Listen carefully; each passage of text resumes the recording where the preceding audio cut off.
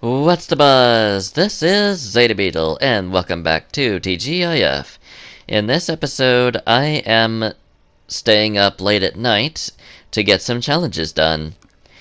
This is the lengths I am willing to go in order to get some challenges done. So, time to give you an example of how determined I really am. Since this is so late at night, I'm going to be using exclusively narrative commentary. So, lucky you. You get to hear me actually tell a story on this one. So, in this particular clip, I'm going for the challenge of suppressed weapon damage. It's kinda doubtful that that's the only challenge that I actually get done, as there are multiple challenges that I end up doing simultaneously as well. Or by searching chests and ammo boxes in the meantime. So, really and truly, suppressed weapon damage is the main challenge that I'm going for. Here, I am basically trying to search for the suppressed weapon in question, and I find it in the form of the suppressed SMG. This would complete the deal damage, deal suppressed weapon damage, and to deal damage with an SMG, and to eliminate somebody with an SMG. That would be 4 challenges in one, if those challenges were active at this very moment. So, yeah. Like I said before, the suppressed weapon damage challenge is the main one that I'm going for. The others are just a cheeky little bonus. So, I'm searching around to see if I can find any, suppressed scars, as people like to call them. And I get it, the model definitely looks like a scar. And it's actually a bit easier to say than suppressed AR. Like, the difference is only one syllable, but, you know, I'm kinda lazy when it comes to trying to say these types of things. There are certain things that I still fully pronounce, like, sometimes I will pronounce it, sometimes I will say the full name of the Mark Alpha more recently.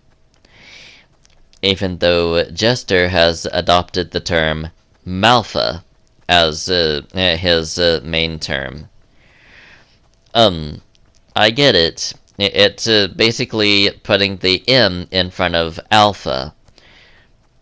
Although, then again, wouldn't it just be easier to just call it Alpha because there's only one weapon currently that has the word Alpha in it? But I digress. I just, I'm going to be taking out Rick here. And given his record with me in one of my earlier episodes, he kinda deserved it. Just saying. I mean, seriously. He was the least helpful person I've had to talk to about the IO's mission. So, yeah. Not to mention he was not the nicest about it either. So, yeah. I and Rick have our differences. Alright, so heading up in here like this, and taking out all of these stuff. And alright, looks to me like there's not much in there that of any note. So Now I'm heading into the aftermath, which is basically the crater left behind by the forceful abduction of the Spire by the mothership. It's really interesting how how this area just turned purple after the fact. Like,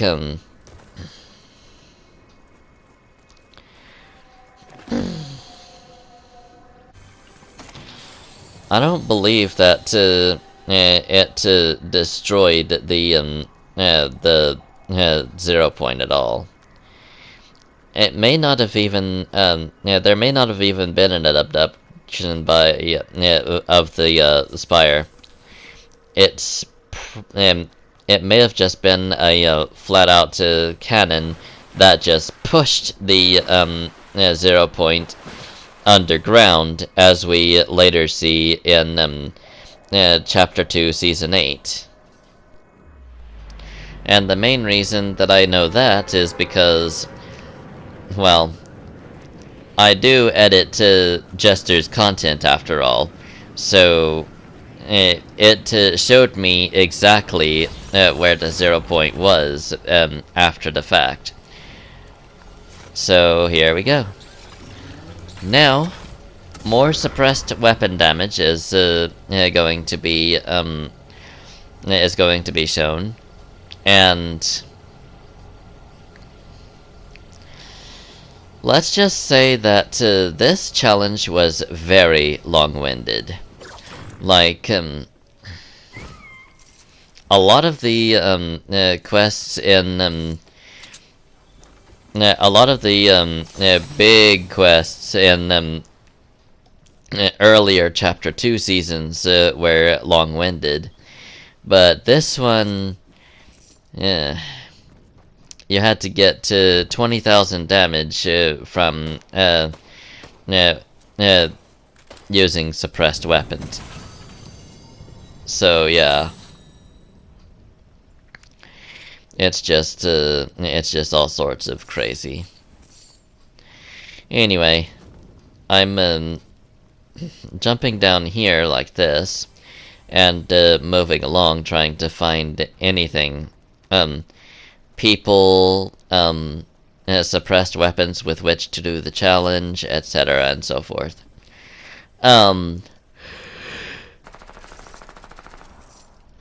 I grabbed some ammo, because why wouldn't I? You'd be foolish not to. And then I come across this guy, my very first opponent that I get to do this against. And I absolutely melt him with the suppressed scar. So at some point, I do expect to kind of get confused about what number I'm on in this challenge, because honestly speaking, today I was editing some clips, and I was up to 10,000 damage on it. So you have something to look forward to next week. Then I take out this purple version of Bushranger and snag a recon scanner for the sole purpose of scanning opponents. Because if you remember from my last time telling you about the recon scanner, it's that the recon scanner is insanely weak. Like, it hardly even does any damage whatsoever. But the thing is, the recon scanner was not meant to be a weapon. It was meant to be a recon tool. The only reason I was using it as a weapon was because they said that I needed to deal damage with IO-Tech weapons. And boy, was I wishing for one of their heavy hitters. we're talking about the beam rifle or the well, pulse rifle rather. We're talking about their pulse rifle or their railgun. One of the two would have been preferable to the recon scanner. But at that point, beggars could not be choosers. And here's where I actually used the recon scanner right to scan for enemies.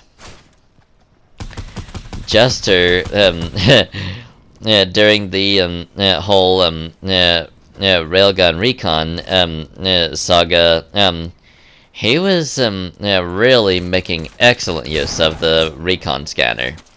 And he and Twiggy pulled off some pretty neat shots with the railgun. So, yeah. They did better than me on the season that it debuted. Of course, then again, there could have been some buffs to the weapons as well. And they may have had more time to practice with them than I gave myself. Because whenever I struggle to use a weapon, I typically don't use that weapon for very long. And thus I fall out of practice, making it to where I struggle even more with said weapon. And here I was just being blind. Because I was searching for the guy, and it's really annoying. It's really annoying how much you can catch while editing, and how much you can miss during live gameplay. It really is annoying. And sorry for that yawn a while ago, but I figured I had went to bed at a decent hour last night and woke up at a pretty good hour this morning. So I don't know what's going on here. Anyway, I'm about to be taken out pretty soon, and the reason is actually quite obvious now that I look at it closer. I am trying to use a suppressed pistol, which I have no experience using. And this is the longest round by far. So, this is going to pretty well take up the whole rest of the runtime of this episode. The next one is going to have more clips going into it. So, and it's actually going to be a little bit longer. Like, a little bit under 3 minutes longer, I would say. So, yeah. Well, I say that, but whenever I make these notes, I never really considered the outro in part of the runtime.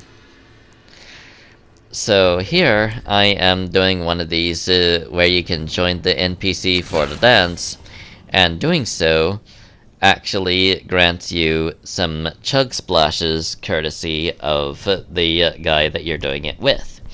In this case, Deadfire. This guy is a returning NPC from Chapter 2, Season 5. And I know that the skin, that the outfit was introduced before Chapter 2, Season 5, but I hadn't seen the NPC until Chapter 2, Season 5.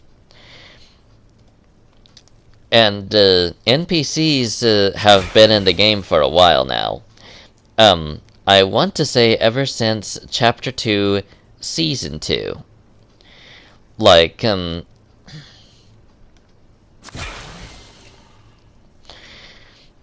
I'm not sure if I'm remembering that right or not. I don't even know why I did that, honestly. I just I just bopped him with the sword, and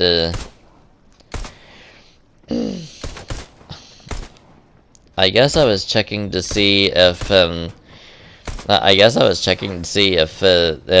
would not stay aggro once you had gotten out of their sight once.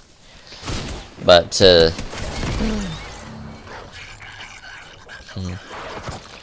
alright. One thing about it is I did manage to get a suppressed weapon out of it, and I managed to get some damage on the wolf with it, which if you knew enough loopholes back in the day, you could definitely use the wolves as a way to cheese the challenge. But recently, I think they're trying to streamline the challenges to where you can't cheese them anymore, which is fine. I mean, as long as you're not in a ranked match, it's fairly easy to get the challenges done on players. However, sometimes if it gets annoying enough, I wish that the ability to do it on NPCs would have stayed, if that makes sense. But I digress. There are many things that I wish Epic would do differently. Today is gonna be a great day. And yet they don't. It was honestly nothing short of a shock that they buffed the headshot multipliers on sniper rifles back in Chapter 3. I mean, that was a huge move. One that showed that they were paying attention, and were noting that that the point of the the sniper rifle is to deal maximum damage when you hit right with it.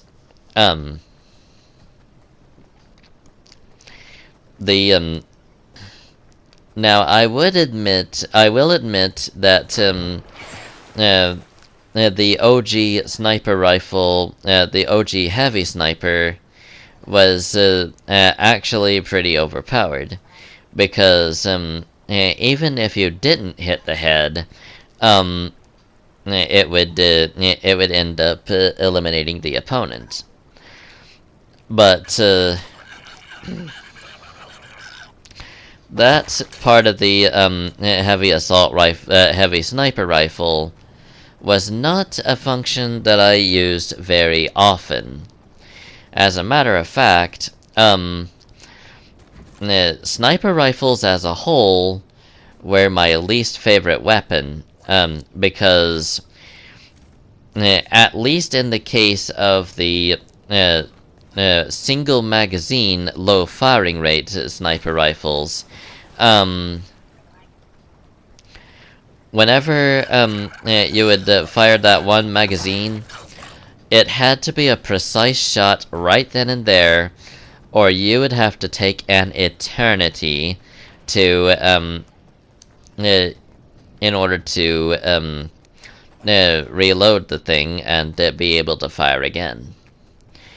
That was the part that I hated about the that was the part that I hated about the single magazine snipers. And honestly, I still do to this day. But as long as there is something that it helps make up for the small magazine size and low firing rate, I can tolerate the sniper rifles. I've heard nowadays that the sniper rifle has been replaced by an explosive repeating rifle.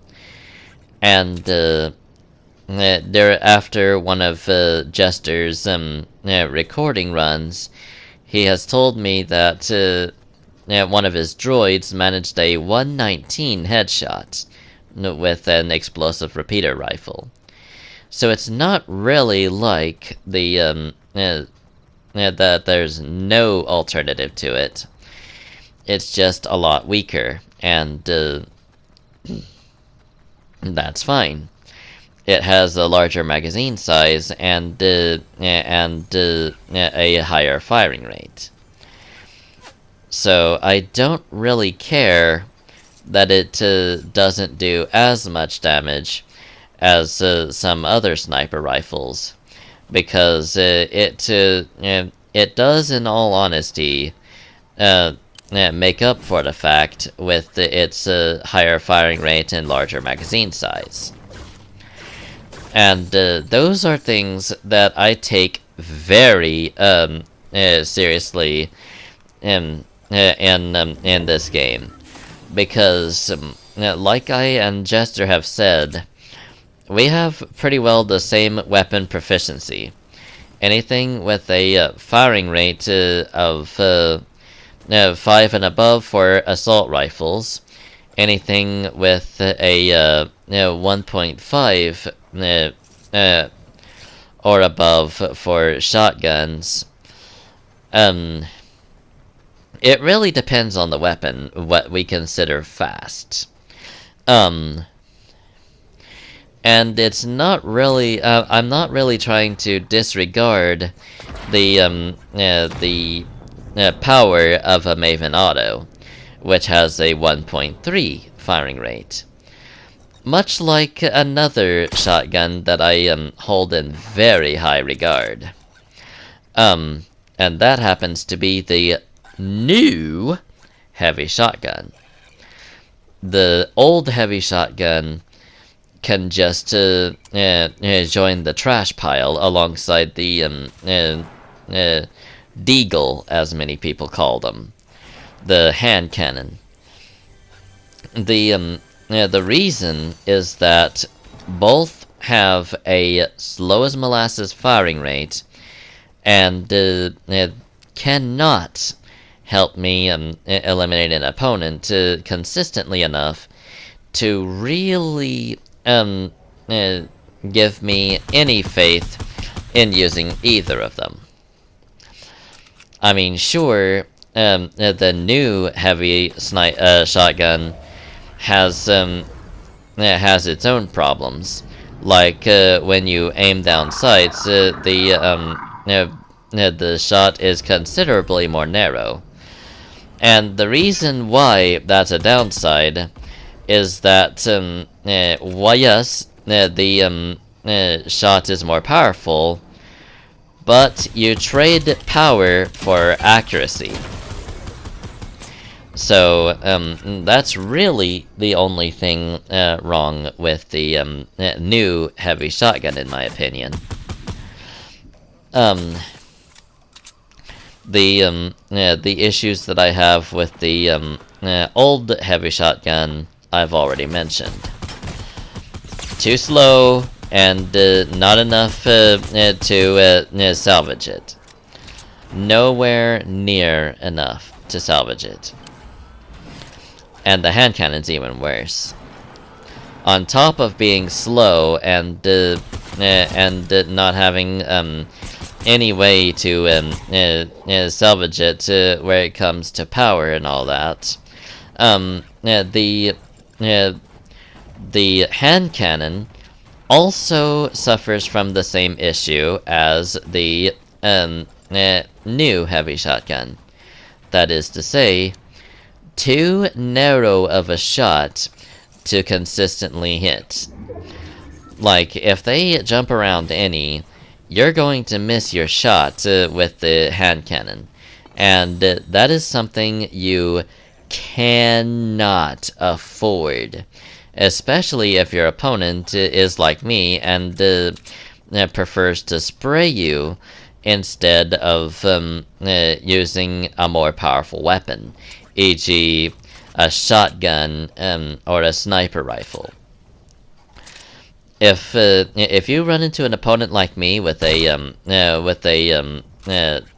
hand cannon, you'd better be really good at using that hand cannon, or else I'm going to absolutely lay you flat with all of the bullet fire that comes out of my assault rifle or SMG.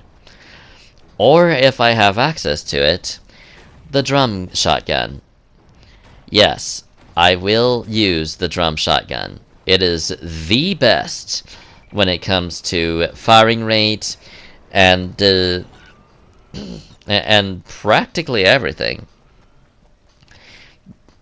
And I know there are a lot of you that hate the drum shotgun because of how overpowered it is up close.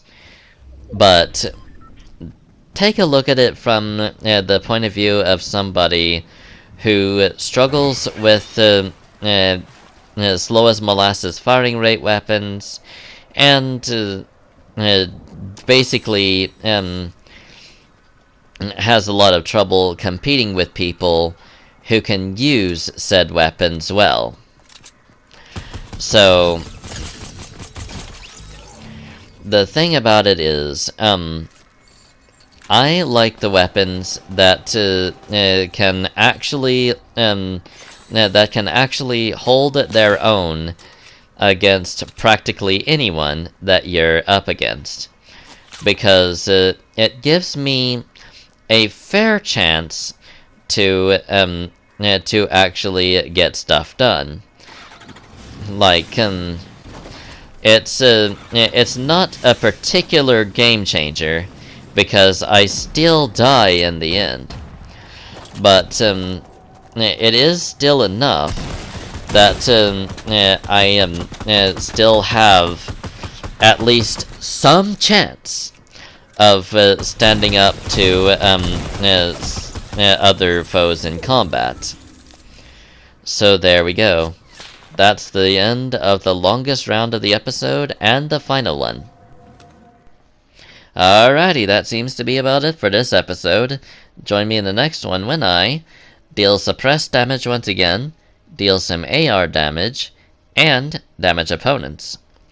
In the meantime, though, thank you so much for watching. I hope you enjoyed, and I will see you all next time.